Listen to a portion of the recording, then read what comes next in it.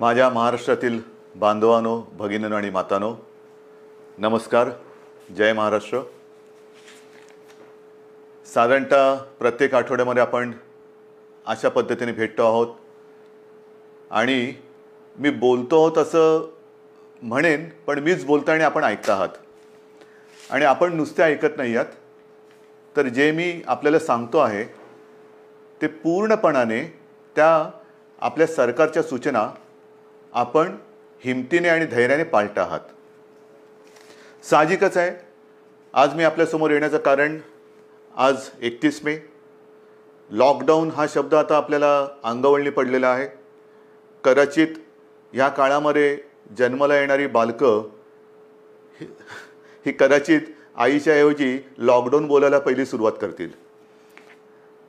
म्हणजेच आयुष्याची सुरुवातच लॉकडाऊनमधून होते की काय, अशी परिस्थिती आहे. आज मी आपल्यासमोर आलो आहे, तो लॉकडाऊन शब्द हा कचऱ्याच्या टोपलीत फेकायला आलेला आहे. Mission begin again. पुन्हा एकदा आपण आपल्या आयुष्याची सुरुवात करतो आहोत. आणि आयुष्याची सुरुवात करताना लोकमान्य टिळकांचा तो किस्सा, ती आठवण ही मला आपल्याला सांगणं आवश्यक वाटतं. स्वातंत्र्याची लढाई जेव्हा सुरू होती, लढाईच होती ती, अर्थातच लढाई, मोठी लढाई. आणि लोकमान्य मंडालेच्या तुरुंगात किती वर्ष होते, कशा पद्धतीत होते, त्यांनी त्या तुरुंगात काय काय गीता रहस्य वगैरे या सगळ्या गोष्टी आपल्याला कल्पना आहे. पण सुटून आल्यानंतर त्यांना काही जणांनी विचारलं की आता पुढे काय, आणि त्यांनी सांगितलं पुनश्च हरिओम. पुनश्च हरिओम म्हणजे काय की पुन्हा एकदा आयुष्याला सुरुवात करतो आहे, लढाईला सुरुवात करतो आहे. तशीच आपली ही मिशन बिगिन अगेन, किंबहुना पुनश्च हरिओम सुरुवात करायची आता आपल्याला. ही सुरुवात करताना लॉकडाऊन करणं हा एक भाग झाला आणि सगळं हळूवार उघडणं हा दुसरा भाग झाला. म्हणजे लॉकडाऊन हे सायन्स असेल तर लॉकडाऊन उघडणं ही एक कला आहे किंवा आर्ट आहे. कसं काय उघडतोय आपण? पावसाळा तोंडावरती आहे. पावसाळा तोंडावरती आहे म्हटल्यानंतर पाऊस येऊन जातो, पडून जातो, अनेक ठिकाणी शेवाळ साचतं आणि शेवाळ समोर दिसल्यानंतर आपण आपलं पाऊल हे फार काळजीपूर्वक टाकतो. कुठे निसरडं नाही ना, कुठे घसरणार नाही ना, एकमेकाचा हात धरून चालतो, थोडासा आधार घेऊन चालतो की जेणेकरून आपलं पाऊल हे चुकता कामा नये आणि आपण घसरून पडता कामा नये. की तशीच पुढच्या आयुष्यातली पावलं ही आपल्याला अशीच तुम्हाला आणि मला, म्हणजे सरकारला आणि जनतेला, एकमेकाचा हात हातात धरून मजबूतीने टाकायचे आहेत. प्रत्येक पाऊल टाकताना कुठेही शेवाळावरती पाऊल नाही टाकत, केळीच्या सालावर पाऊल नाही टाकत. म्हणजे घाईघाई करून सटकून पडत तर नाही ना, पडणार तर नाही ना, या खबरदारीने आपल्याला पुढची वाटचाल करावी लागणार आहे. पावसाळ्याची सुरुवात म्हटल्यानंतर मी गेल्या आठवड्यामध्ये संपूर्ण आपल्या यंत्रणेची एक बैठक घेतली. त्याच्यामध्ये महसूल यंत्रणा, पोलीस यंत्रणा, आर्मी, नेव्ही, एअरफोर्स या सगळ्यांचे अधिकारी होते. आणि पाऊस म्हटल्यानंतर तुम्हाला कल्पना आहे, यावेळेचा पाऊस, त्याचा अंदाज हा सर्वत्र समाधानकारक किंवा सरासरी अथवा सरीपेक्षा थोडंसं 19-20 असं सगळीकडे पडेल. म्हणजे एकूण समाधानकारक पाऊस पडेल असा अंदाज आहे. हा अंदाज आहे म्हटल्यानंतरही अनेकदा असं होतं की अचानक कुठेतरी ढगफुटी होते, पूर येतो. पूर परिस्थिती निर्माण झाल्यानंतर काय करायचं, त्याची सज्जता, ही सज्जता घेण्यासाठी ती बैठक होती. त्याही बाबतीत आपण सज्ज आहोत. कुठेही अशी आपत्ती येऊ नयेच, येणार नाहीच, पण आली तर आपण पूर्णपणे सज्ज आहोत. आणि ही सज्जता आपल्याला सांगत असताना उद्या 1 जून आहे.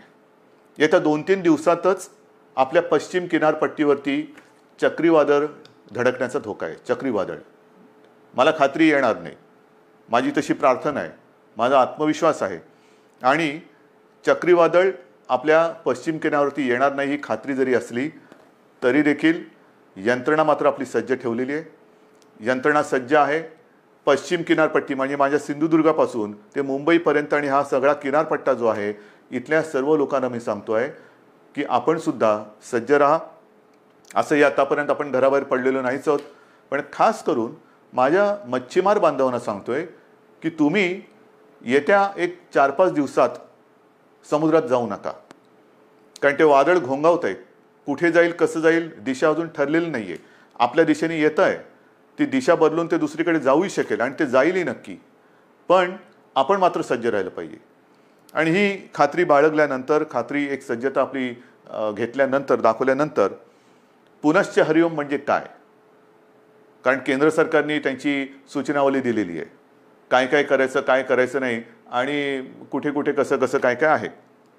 पहिल्या प्रथम मी आपल्याला सांगू इच्छितो की कोरोनासोबत जगायला शिका, कोरोनाचा मुकाबला करता करता जगायला शिका. हे आत्तापर्यंत आपल्याला सगळ्यांना सल्ले देण्यात आलेले, सगळ्यांकडनं मी पण ऐकतोय, आपणही ऐकताय. पण हे ऐकताना जे मी यापूर्वी आपल्याला सांगितलेलं आहे की बाहेर पडताना तोंडावरती मास्क हा अनिवार्य आहेच, नक्कीच आहे. तोंडावरती मास्क लावणं अत्यंत अत्यंत गरजेचं आहे. हात सतत धुत राहणं हे फार महत्त्वाचं आहे. उगाच इकडे तिकडे जाताना कारण नसताना कुठेही हात लागला आणि कंटाळा आला म्हणून मास्क काढला आणि तोंडावरती हात फिरवला, डोळ्याला हात लागला, तोंडाला हात लागला, मग 24 तास तुम्ही मास्क लावला आणि 5 सेकंद मास्क काढून तो हात न धुता तुम्ही तोंडाला लावला तर 24 तास मास्क लावण्याचा काही परिणाम होणार नाही. तुम्हाला संसर्गापासून जर का जपायचं असेल तर नुसतं मास्क लावणं नाही, तर कुठेही हात लावल्यानंतर किंबहुना तोंडाला हात लावू नका, चेहऱ्याला हात लावू नका. हा पहिला नियम हा पुढचे काही काळ किंबहुना पुढच्या आयुष्यात आपल्याला अत्यंत काटेकोरपणाने पाळावंच लागणार आहे. बाहेर पडताना सुद्धा आपण टप्प्याटप्प्याने पडतो आहोत. अनेक जणांना घाई झालेली आहे, मला कल्पना आहे. आता काय झालं ना, आता उघडा ना, आता उघडा ना, उघडतो ना, हळूहळू करू ना आपण सगळ्या काही गोष्टी. ह्या सगळ्या गोष्टी इतर देश काय करतायत, काही देशांनी लॉकडाऊन केलाच नव्हता, टाळेबंदी केलीच नव्हती, त्यांची काय स्थिती आहे तेही आपण बघतो आहोत. काही जणांनी लॉकडाऊन केला, तो उठवल्यानंतर तिकडे काय परिस्थिती निर्माण झाली तेही आपण बघतो आहोत. कालच मी एक बातमी पाहिली की एका देशाने शाळा सुरू केल्या आणि त्या पुन्हा बंद करावं लागल्या. म्हणजे थोडीशी उघडझाप ही सगळीकडे चाललेली आहे. मला असं वाटतं आपण उघडझाप नाही करायची. आपण एकदा जी गोष्ट आपण चालू करू ती सुरूच ठेवायची. आणि तेवढी शिस्त, तेवढा संयम हा आता गेल्या 2 महिन्यात आपल्याकडे आलेला आहे. स्वयंशिस्त म्हणा किंवा एक जिद्द म्हणा, ही आपल्या अंगी आपण आणलेली आहे. जी गोष्ट आपण ज्याची सुरुवात करू ती पुन्हा बंद करण्यासाठी नाही, अजिबात नाही. आणि म्हणून मला असं वाटतं की हा एक वादळाचा धोका आहे, तो किनारपट्टीला आहे.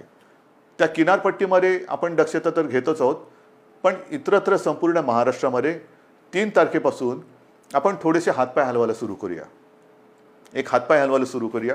हातपाय हलवायला सुरुवात करायची म्हणजे काय करायचं, तर अनेक जण हे सकाळी फिरायला जातात, चालायला जातात, संध्याकाळी जातात. काही माझी तरुण युवक मुलं ही व्यायाम करतात, आउटडोअर व्यायाम, आउटडोअर. अजूनही जिम, स्पा ह्यांना आपण चालू करायला परवानगी दिलेली नाही. जिथे गर्दी होऊ शकेल त्या गर्दीला परवानगी अजूनही दिलेली नाही. कोणत्याही सभा समारंभ आणि एकत्रित येण्याला परवानगी नाही. आणि म्हणून मी आपल्याला सांगतोय की बाहेर फिरताना सुद्धा आपण अंतर ठेवून फिरायचं आहे. एकमेकापासून जेवढं अंतर ठेवू ते अंतरच आपल्याला ह्या कोरोनापासून अंतर ठेवायला मदत करणार आहे. त्याच्यामुळे बाहेर पडल्यानंतर अनेक दिवसानंतर आपले आप्तेष्ट भेटतील, मित्रमंडळी भेटलीच पाहिजेत. नाही भेटून चालणार कसं, भेटलीच पाहिजेत. पण भेटल्यानंतर एका अंतरावरून आपण त्याच्याशी हाय हॅलो करा, नमस्कार वगैरे करा. जास्त गप्पा टप्पामध्ये एकत्रित येऊन रंगून जाऊ नका, दंगून जाऊ नका, कारण अजूनही ती वेळ आलेली नाही. ही आता पहिल्यांदा आपण एक ट्रायल करतो आहोत, ट्रायल घेतो आहोत. 3 तारखेपासून याची सुरुवात करतो आहोत.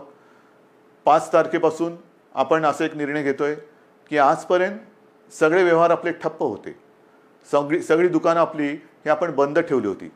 आता आपण काय करतोय, शहरं जी आहेत, लहान मोठी शहरं आहेत, तिकडे रस्त्याच्या दुतर्फा असलेली जी दुकानं आहेत, म्हणजे याही बाजूला दुकानं आहेत, याही बाजूला दुकानं आहेत, आपण 5 तारखेपासून सुरुवातीला एका बाजूची दुकानं उघडायची, मग ती एकदा झाल्यानंतर ह्या बाजूची, असं अल्टरनेट एक करत अंदाज घेणार की कशा पद्धतीने आपण सुद्धा ही सवय अंगी बांधवून कसं काम करत आहात.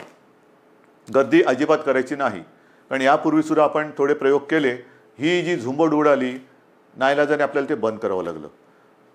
यापुढे ह्या गोष्टी होता कामा नयेत. ह्या गोष्टी टाळूनच आपण जे सुरू करू ते सतत आणि कायमचं सुरूच ठेवू. एक वेगळा आदर्श महाराष्ट्रापासून देशाने आणि जगाला घेतला पाहिजे की बघा महाराष्ट्र किती शिस्तबद्ध आहे. किती शिस्तबद्ध आहे. याने एकदा सुरू केलं, कदाचित इतरत्र ते बंद झालं असेल, पण महाराष्ट्राने नाही बंद होऊ दिलं. एवढा विश्वास माझा तुमच्यावरती आहे. तर एक 5 तारखेपासून दुकान आपण चालू करू आणि नंतर पुढचा जो रविवार आहे आपलं सोमवार आहे तो 8 तारीख आहे. या 8 तारखेपासून आपण आपले कार्यालय सुरू करतो आहोत. कार्यालय सुरू करतो.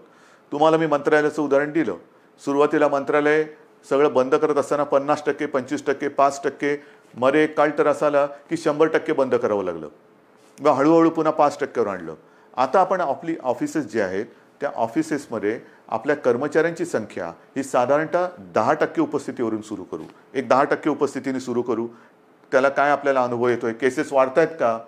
कारण आत्ता आपण या काळामध्ये जे सुरू करतो आहोत तो खास करून आपला, मी मागेही आपल्याला सांगितलं होतं, कुठेतरी ज्याला आपण पीक म्हणतो म्हणजे सर्वोच्च बिंदू, त्याच्या एकतर जवळ जातो आहोत किंवा त्याच्यावरती आलेलो आहोत. ज्या केसेस वाढत आहेत, ज्या पद्धतीने त्या वाढलेल्या आहेत त्या बघितल्यानंतर आपण या पीकच्या जवळ किंवा त्या पीकवरती आहोत, म्हणजे त्या टिपेला पोचतो आहोत आपण किंवा पोचलेलो आहोत. काही काळ आता हा जो केसेस येण्याची संख्या जी आहे ही साधारणतः अशीच थोडीशी वरती खाली होत नंतर हळूवारपणाने एक आणखीन 8-15 दिवसानंतर ती खाली उतरायला लागेल. ही खाली उतरेल केव्हा उतरेल? जर आपण ही सगळी बंधनं पाळली तर. पुन्हा एकदा मी आपल्याला सांगतो की बाहेर पडताना आवश्यक ज्यांना नाही त्यांनी घराबाहेर पडू नका. विशेषतः जे आपले ज्येष्ठ नागरिक आहेत आणि ज्यांना खास करून मधुमेह, रक्तदाब, इतर काही व्याधी किंवा दुर्दैवाने आजार किंवा काही विकार असतील त्यांनी घराबाहेर पडू नये. कारण हा जो विषाणू आहे तो ह्या पद्धतीच्या ह्या वयोगटाच्या आणि या वर्गातल्या नागरिकांवरती फार घातक परिणाम करतोय. ज्या ज्या काही गोष्टी आपण बघतो आहोत गंभीर गंभीर गंभीर म्हणतोय त्याच्यामध्ये ह्या वर्गातली लोक म्हणजे ज्याला हाय रिस्क ग्रुप ज्याला म्हणतो आपण त्या वर्गातली लोक किंवा नागरिक हे त्याला जास्त त्याचा प्रादुर्भाव हा अतिशय गंभीरतेने होतोय, घातक ठरतोय तो. म्हणून साधारणतः 55 ते 60च्या वरच्या नागरिकांनी आणि ज्यांना ह्या काही विकार किंवा काही आजार आहेत त्यांनी घराबाहेर पडता कामा नये. हे जरी घरात राहिले तरी मग प्रश्न येतो जे घराबाहेर पडणार आहेत साधारणतः मध्यमवयीन किंवा युवा, त्यांनी घराबाहेर पडल्यानंतर घरात गेल्यानंतर आपल्याला ज्येष्ठ आपले माता पिता आहेत, आई वडील आहेत, आजी आजोबा असतील, आणखीन कोणी ज्येष्ठ आपले नातेवाईक असतील, त्यांना आपल्याकडनं अनावधानाने सुद्धा हा संसर्ग होऊ द्यायचा नाही आहे. त्यानंतर ते घरात राहणार आहेत, आपण घराबाहेर जाणार, फिरणार आणि व्हायरस घेऊन घरात येणार. तर कृपा करून आपल्याकडनं अनावधानाने सुद्धा हा संसर्ग आपल्या वडीलधाऱ्यांना होणार नाही ह्याची काळजी घ्या. घरात आल्याबरोबर आपले कपडे म्हणा किंवा आपण स्वच्छ हातपाय धुवून आंघोळ करून आणि एक अंतर ठेवून त्यांच्यासोबत राहिलं पाहिजे. कोणालाही कुठलंही लक्षण आढळलं, कारण याची लक्षणंसुद्धा मी आपल्याला सांगितलेली आहेत. सर्दी खोकला, कारण आता पावसाळा आलेला आहे, पावसाळा आला, सर्दी खोकला ताप, थोडंसं थकवा, तोंडाची चव जाणं, नाकाचा वास जाणं, ही जी काही अशी लक्षणं आहेत ही लक्षणं आढळली तर ताबडतोब आपल्या डॉक्टरना किंवा दवाखान्यात तिकडे तुम्ही जायला पाहिजे. लक्षणं वेळेत ओळखून जर आपण उपचार सुरू केले तर बरे होणाऱ्यांची संख्यासुद्धा खूप आहे, मोठी आहे संख्या. म्हणजे ती संख्या जर का मी तुम्हाला सांगितली तर एक दिलासादायक नक्कीच ती संख्या आहे. आत्तापर्यंत आज महाराष्ट्रामध्ये केसेस किती आहेत? महाराष्ट्राचा विचार केला तर साधारणतः 65,000 केसेस आहेत. 65,000 केसेस.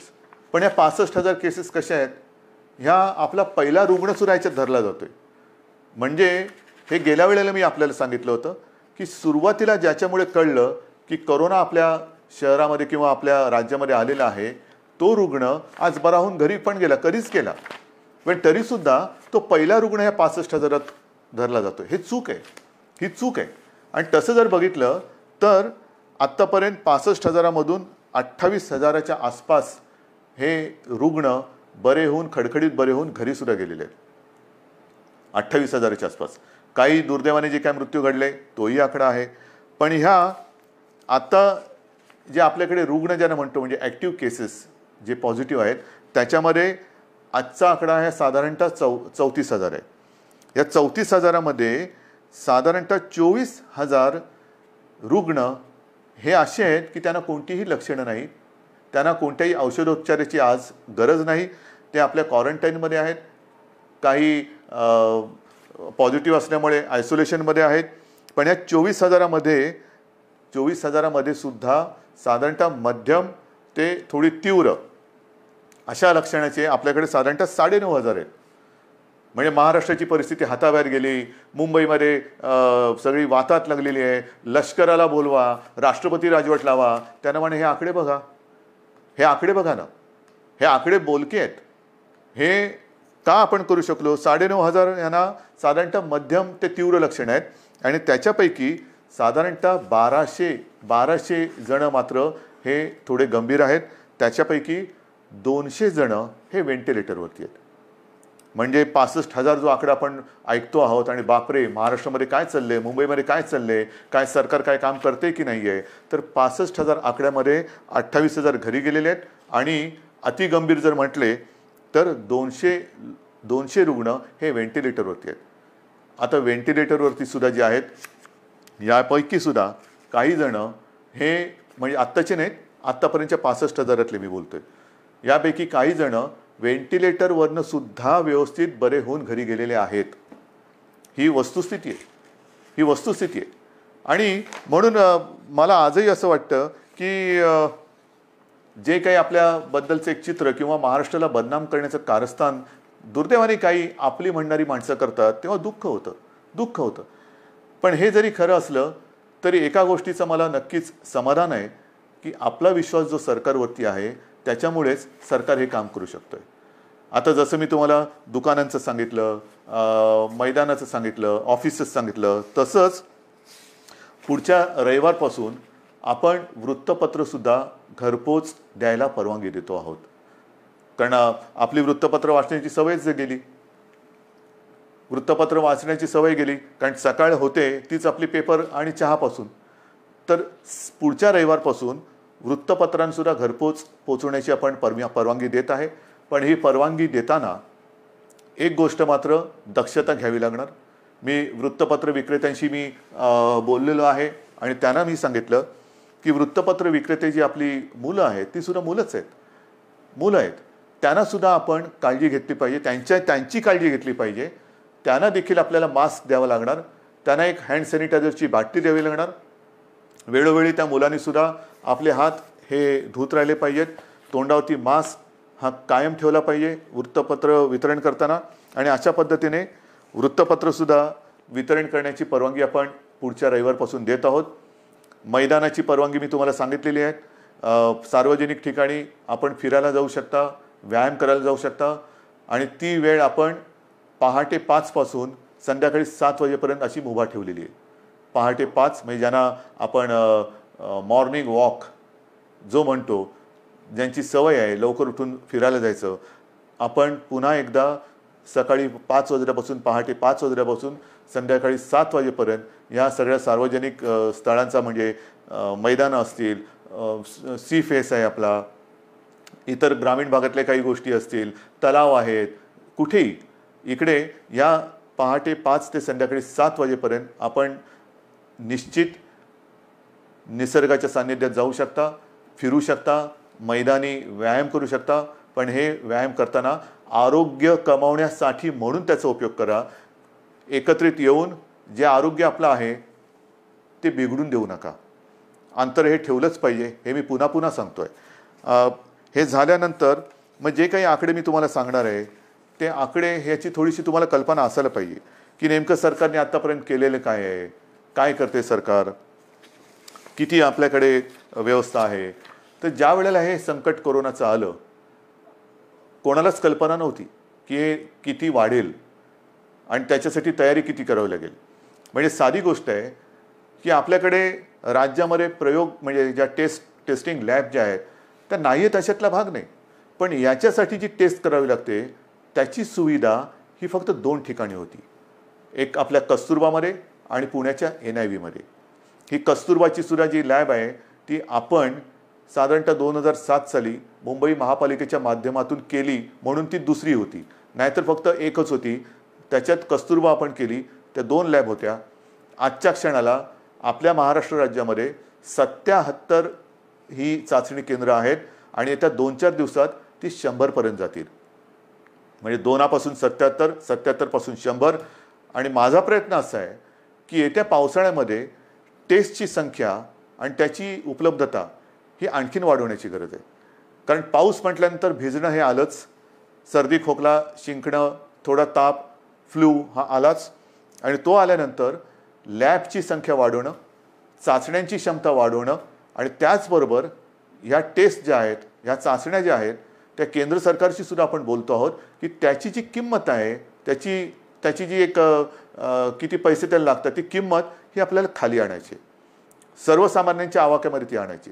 सरकारकडनं तर आपण मोफत करतोच आहोत, पण ज्याला कोणाला असं वाटलं की मला थोडंसं अस्वस्थ वाटते, मला टेस्ट करून घ्यायची आहे, तर त्यांनी ती टेस्ट करून घेण्यासाठी त्याला त्याच्या गावात, त्याच्या शहरात, त्याच्या घराच्या आजूबाजूला जास्त लांब न जाता कुठे आपण किती प्रमाणात उपलब्ध करून देऊ शकतो ते सुद्धा आपल्याला करायचं आहे. तर ही एक लॅबची संख्या आपण वाढवलेली आहे, आणखीन वाढवतो आहोत. मग अनेकदा अशी तक्रार येते की रुग्णाला बेडच मिळत नाही आहे. दुर्दैवाने थोड्याफार प्रमाणात ही तक्रार खरी आहे आणि ती तक्रार एक सुद्धा असता कामा नये ह्याच्याकडे सरकारचं लक्ष आहे. पण त्याच्याकडे जर का आपण बघितलं तर जे मी आपल्याला सांगितलं की आपल्याकडे ह्या लॅबची संख्या ही 2 होती, 2ची 77 आणि 77ची आता आपण 100 आणि पुढच्या काळात 100हून अधिक करतो. तसं आपल्या राज्यात इन्फेक्शनसाठी जी हॉस्पिटल्स होती ती फक्त 3 होती. आयसोलेशन सुविधा ज्याच्यात असतील अशी 3 होती. आता ती जवळपास 2576, 2500च्या आसपास आपण केलेले आहेत. मग 3पासून 2500. बेड्स किती होते? बेड्स साधारणतः 400च्या आसपास होते आयसोलेशन. ते आता 2.5 लाखाच्या वर महाराष्ट्रामध्ये झालेले आहेत. महाराष्ट्रात 2.5 लाखाच्या वर. त्याच्यामध्ये साधारणतः 25,000 बेड्स हे ऑक्सिजनची सुविधा देऊ शकतील असे आहेत. कारण आपल्याला मी जे सांगितलं की आत्तापर्यंत जे रुग्ण आपले हॉस्पिटलमध्ये उपचार घेत आहेत त्यांच्यापैकी 200 जण व्हेंटिलेटरवर आहेत. म्हणजे व्हेंटिलेटर फार थोड्या जणांना लागत आहेत, कोणालाही लागूच नाहीत, पण फार थोड्या जणांना लागत आहेत. जास्तीत जास्त रुग्णांना ऑक्सिजन लागतोय. ऑक्सिजनची सुविधा देणारे बेड्स हे आपण मोठ्या प्रमाणावरती तयार केलेले आहेत, आणखीन सुद्धा करतो आहोत. ICU बेड्ससुद्धा सुरुवातीला 250 होते, ते साधारणतः 8,500च्या आसपास आपण नेलेले आहेत. म्हणजे एवढी सुविधा आपण करतो आहोत, एवढी मोठी सुविधा आपण केलेली आहे. मला मी तुम्हाला सांगितलं की जम्बो फॅसिलिटी किंवा फील्ड हॉस्पिटल्स मुंबईमध्ये आहे, ठाण्यामध्ये आहे, ज्या शहरांमध्ये मी सूचना दिल्यात, मग संभाजीनगर असेल, पुणे आहे, आणखीन कुठेही जिथे जिथे फील्ड हॉस्पिटलची आवश्यकता आहे तिथे त्यांना सूचना दिलेल्या आहेत की तुम्ही ते करा. म्हणजे एकेका ठिकाणी आपण 1,000, 2,000च्या बेडची सुविधा करतोय. गोरेगावला तर साधारणतः 3,000 बेडची सुविधा करतोय.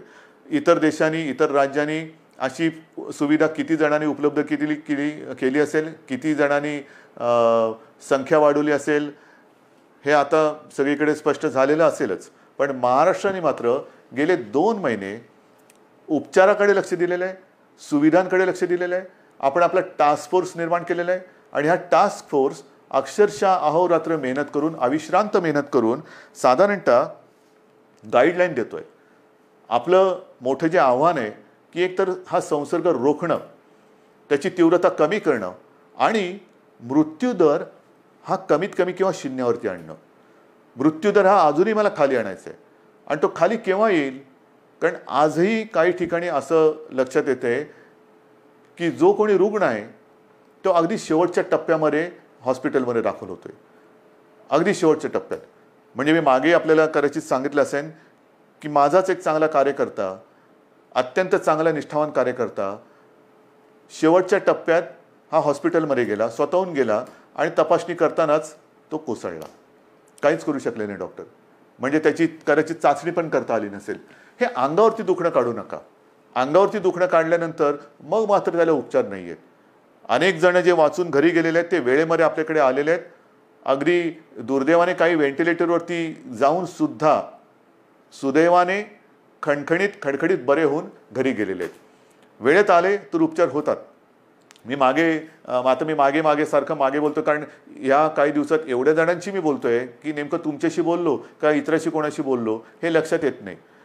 तर त्यावेळेला मी सांगितलं होतं की जर का मृत्यूदर खाली आणायचा असेल, आणि तो येतोय, नक्कीच येतोय, आलेला आहे, तर डॉक्टर आपल्याकडे सज्ज आहेत. पण डॉक्टरना 2 गोष्टी वेळेत मिळाल्या पाहिजेत. एक म्हणजे औषधं, ती औषधं आपण त्यांना देतो, आणि सगळ्यात महत्त्वाचा भाग म्हणजे पेशंटसुद्धा वेळेमध्ये जर का डॉक्टरांच्या हातात आला तर डॉक्टर, तुम्हाला कल्पना नाही, अक्षरशः एखाद्या योद्ध्याला साजेल असा पराक्रम करतायत.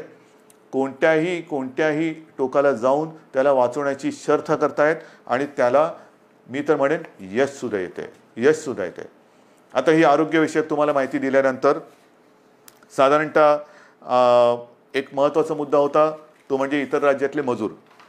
या मजुरांना सुद्धा आपण आत्तापर्यंत 12-1 लाख, किंबहुना त्याच्याहून जास्त असेल, माझ्याकडे आकडा आहे माझ्याकडे, 12-1 लाखापेक्षा नाही, हे बघा, सुमारे 16 लाख मजुरांना रेल्वे आणि बसेसने आपण इतर राज्यात सोडलेली.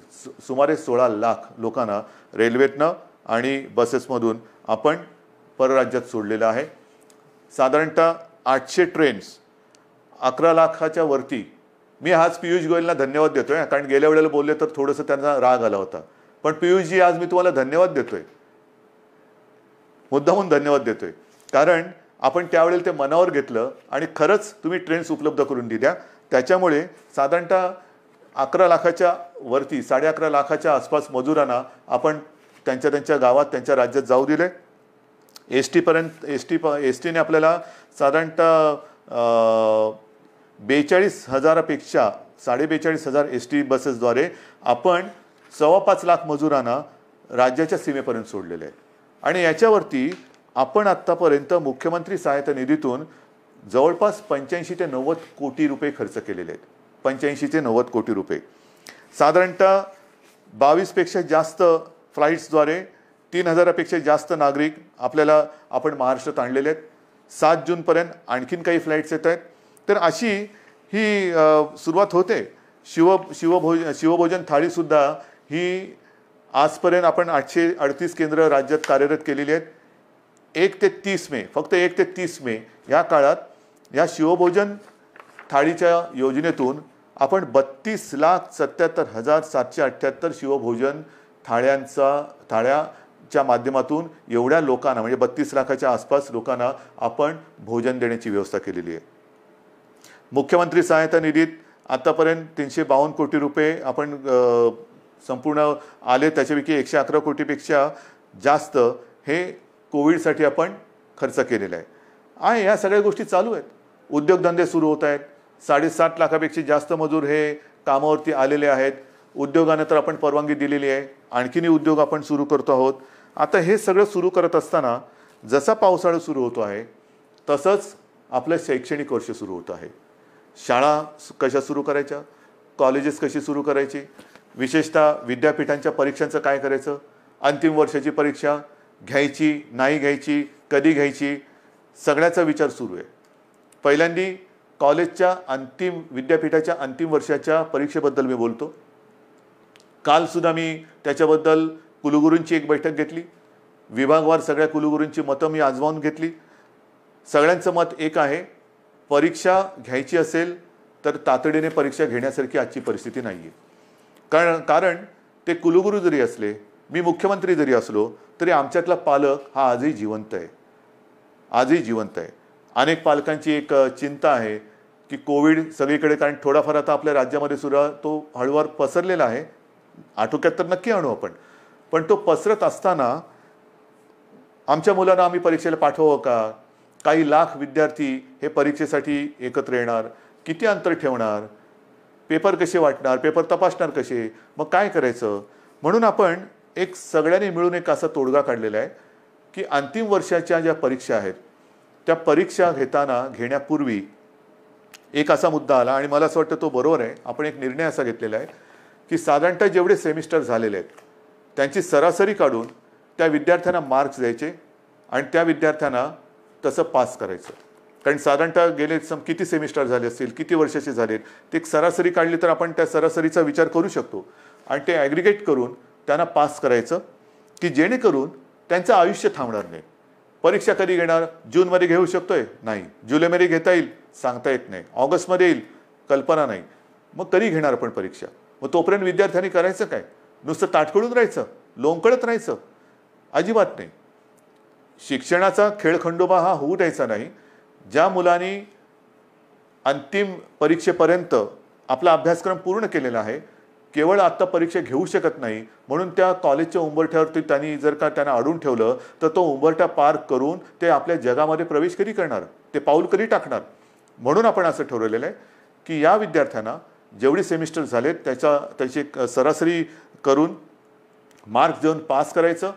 आणि पास केल्यानंतर जर का कोणाला असं वाटत असेल की ठीक आहे रे, पण मला अजूनही मी मार्क्स मिळवू शकत होतो, जर परीक्षा झाली असती ना तर मी आणखीन चांगले मार्क्स मिळवू शकलो असतो, ठीक आहे, तुम्हालाही आपण संधी देतो. साधारणतः एक अंदाज घेऊन ऑक्टोबर असेल, नोव्हेंबर असेल किंवा सप्टेंबर असेल, आपण बघूया. पण ज्यांना जर का वाटत असेल की मी परीक्षा पण मला द्यायची होती कारण मी अधिक मार्क कमवू शकत होतो, तर आपण त्यावेळेला परीक्षा घेऊन ज्यांना परीक्षेला बसून अधिक मार्क्स मिळवण्याची जर का त्यांची इच्छा असेल तर त्यांच्यासाठी सुद्धा परीक्षा घेण्याची आपण एक तयारी ठेवतो आहोत. तूर्त त्यांना आपण पुन्हा एकदा सांगतो, जेवढे सेमिस्टर झालेत ते ॲग्रिगेट करून त्यांना मार्क देऊन आपण त्यांना त्यांच्या आयुष्यामध्ये पाऊल टाकायला आपण संधी देत आहोत. ज्यांना परीक्षा द्यायची असेल त्यांच्यासाठी जेव्हा आपण घेऊ शकतो परीक्षा त्यावेळेला परीक्षेची सुद्धा सोय करतो आहोत. म्हणजे त्यांना एकदा या टेन्शनमधून आपण मोकळं करतो आहोत. मग राहता राहिला प्रश्न, अंतिम परीक्षा तुम्ही निर्णय दिलात, पहिलं वर्ष सुरू कसं करणार? पहिलं वर्ष सुरू करणार, पहिली कशी सुरू करणार? विद्यापीठ झालं, शाळेतल्या पहिलीची सुरुवात कशी करणार? कारण शैक्षणिक वर्ष सुरू होते. आज सुद्धा जसं कॉलेजच्या विद्यार्थ्यांचा जसा प्रश्न आहे, शाळेच्या विद्यार्थ्यांचा प्रश्न आहे. शाळा आपण सुरू करायच्या का? काही ठिकाणी तर शाळा आपल्याला नाईलाज म्हणून क्वारंटाईनसाठी वापरावं लागल्यात. त्या करता येतील, त्या सगळे ते क्वारंटाईनमधली व्यवस्था दुसरीकडे करून निर्जंतुकीकरण करून पुन्हा एकदा शाळा सुरू करू शकतो आपण. पण ह्या जर का शाळा सुरू केल्या तर मी सुरुवातीला जे आपल्याला सांगितलं, काही देशांमध्ये सुरू केलेल्या शाळा ह्या बंद कराव्या लागल्या. मला आता काही बंद नाही करायचे. आणि त्याच्यासाठी जसं मी आता लॉकडाऊन शब्द बाजूला ठेवून मिशन बिगिन अगेन किंवा पुनश्च हरिओम म्हणतो आहे, तसं शाळा कधी सुरू होणार पेक्षा शिक्षण कसं सुरू करायचं. शाळा हे एक माध्यम आहे. शाळेत सगळे विद्यार्थी येतात, शिक्षक त्यांच्या समोर असतात. आज देखील ग्रामीण भागामध्ये आपल्याला ऑनलाईन शिक्षण याची सुविधा आपण देऊ शकत नाही आहोत. मग काही जणांनी आजच दुपारी मी मोठ्या शिक्षण तज्ज्ञांची एक बैठक घेतली. अनेक जणांनी हे सगळे पर्याय सांगितले की आमच्याकडे शाळा सुरू करू शकतो कारण ग्रामीण भागामध्ये आम्ही हे करू शकतो. काही जणांनी सांगितलं शाळेमध्ये सुद्धा एक दिवसाआड शाळा सुरू करायची का? काही जणांनी सांगितलं आम्ही ऑनलाईन शिक्षण तर आधी सुरू केलेलंच आहे. मी त्यांना असंच म्हटलं की शाळा सुरू करण्यापेक्षा शिक्षण सुरू करायचं आहे. जर आपल्याला ग्रीन झोनमध्ये किंवा जिथे प्रादुर्भाव नसेल, अत्यंत सुरक्षित सगळं अंतर वगैरे ठेवून ग्रामीण भागात शाळा सुरू करू शकत असू, तिकडे पूर्ण खबरदारी घेऊन आपण शाळा सुरू करू शकतो का? ही शक्यता मला काही दिवसात सांगा. शहरांमध्ये ऑनलाईन शिक्षण हे कसं सुरू करायचं त्याच्यावरती आपण विचार सुरू केलेला आहे. ऑनलाईनमध्ये मग काही मोबाईल कंपन्यांशी आपण बोलू की काही डेटा तुम्ही कसा देऊ शकता आम्हाला, TV द्वारे कसं आपण देऊ शकतो, रेडिओच्या माध्यमातून कसं करू शकतो, ई लर्निंग म्हणजे SD कार्ड देऊन आपण कसं सुरू करू शकतो, लॅपटॉप किंवा टॅब, ज्यांच्याकडे लॅपटॉप आहेत त्यांच्याकडे टॅब आहेत, ज्यांच्याकडे काही फोन आहेत त्याच्यात SD कार्ड टाकून ई लर्निंगद्वारे सुरू करू शकतो का? आठवड्यातून शाळेमध्ये किती दिवस येऊ शकतो? शाळेचं निर्जंतुकीकरण वगैरे ती जबाबदारी सरकारची, त्याच्यात तुम्ही काळजी करू नका. स्वच्छता राखणे ही जबाबदारी सरकारची. पण खरंच शहरांमध्ये आपण शाळा सुरू करू शकतो का? आणि सुरू करू शकत नसू तर ऑनलाईन पद्धतीने शिक्षण आपल्याला सुरू करायला पाहिजे. थोडक्यामध्ये जिथे जिथे ऑनलाईनने आपण सुरू करू शकतो तिथे ऑनलाईनने शिक्षण सुरू करू. जिथे आपण शाळा सुरू करू शकत असू तिकडे शाळेतनं शिक्षण सुरू करू. जिथे आपल्याला वाटत असेल की समजा आपल्याला SD कार्ड देऊन आणखीन काय करून शिक्षण सुरू करायचं असेल तर तेही करू शकतोय. येत्या काही दिवसात त्याच्यावरती आपण ठोस निर्णय घेऊ. शिक्षण सुरू झालंच पाहिजे. पण मला असं वाटतं की कोरोनाने आपल्याला नक्कीच काही काही गोष्टी शिकवलेल्या आहेत. कोरोनाने आपल्या स्वतःकडे बघायला हे नक्कीच शिकवलेलं आहे. स्वतःकडे पाहायला शिकवलं आहे, आपल्या कुटुंबाकडे पाहायला शिकवलेलं आहे, आपल्या मुलांकडे, मग शिक्षणाकडे, आरोग्याकडे. आजपर्यंत कदाचित आरोग्य असेल आणि शिक्षण असेल यांना तेवढं प्राधान्य दिलं गेलं नसेल कदाचित. पण मला असं वाटतं की पुढचं आयुष्य जगताना जर आपण जीवनावश्यक वस्तू आणि जीवनावश्यक काही गोष्टी ह्या अशा संकटाच्या काळातही बंद होऊ न देता चालू ठेवल्या, तसंच शिक्षणसुद्धा किती मोठं संकट आलं तरी देखील कसं सुरू ठेवता येईल त्याच्याकडे आता आपल्याला लक्ष देण्याची गरज आहे. आरोग्य सुविधासुद्धा मोठ्या प्रमाणात वाढवण्याची गरज आहे. जसं आपण इकडे विशेषतः मुंबईपासून सुरुवात केली आपण, field hospitals, Bandra Kurla complex असेल, वरळीचे एक्झिबिशन ग्राउंड आहे, तिकडे मोठी फील्ड किंवा जम्बो फॅसिलिटी म्हणून हॉस्पिटल्स उभारली. मी असं ठरवलेलं आहे, आपल्या सरकारने असं ठरवलेलं आहे की येत्या काळात आरोग्याला प्राधान्य द्यायचं, शिक्षणाला प्राधान्य द्यायचं. शहरांमध्ये म्हणजे ग्रामीण भागामध्ये सुद्धा, ग्रामीण भागातली छोटी मोठी शहरं आहेत त्या शहरांमध्ये त्या त्या जिल्ह्यांच्या आवश्यकतेनुसार इन्फेक्शन हॉस्पिटल्स, जी इतर वेळेला तिकडे काही कार्यक्रम चालतील, जसं वरळीचं आपलं गोरेगावचं एक्झिबिशन ग्राउंड आहे, तिथे इतर काही कार्यक्रम चालतात. वरळीला डोम आहे, इतर वेळेला इतर काही कार्यक्रम चालतात. ते कार्यक्रम चालू ठेवायचे, पण हॉस्पिटलची सुविधा ही तिकडे सज्ज ठेवायची. जर गरज लागली तर तिथे 2 ते 3 दिवसात हॉस्पिटल उभारता आलं पाहिजे. उभारता म्हणजे सगळ्या सुविधा ज्या आहेत, म्हणजे बेड्स या सगळ्या पटपट मांडून हॉस्पिटल सुरू होईल. इतर वेळेला लग्नसराई असेल, प्रदर्शनं असतील, कृषीची प्रदर्शनं असतील, इतर काही कार्यक्रम असतील, सभा समारंभ असतील, त्याच्यासाठी ते वापरले जातील.